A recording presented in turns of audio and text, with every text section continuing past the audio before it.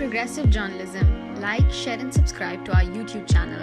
Don't forget to press the bell icon for latest updates.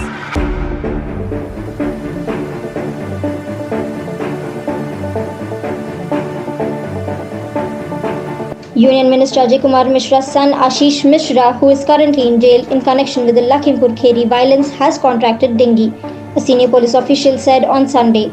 According to ASP Arjun Kumar Singh, Ashish Mishra, who was taken in police remand, was sent back to the district jail on Saturday evening for treatment at its healthcare facility.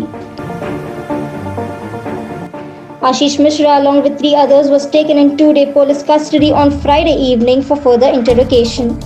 13 people, including Mishra, have so far been arrested in connection with violence that occurred on October 3rd in UP's Lakhimpur Kheri. 3 accused arrested on Saturday, Mohit Trivedi, Rinku Rana and Dharmendra, were produced before a magistrate in the evening. The investigators moved an application for 14-day police custody remand. The hearing on the application will take place on Monday.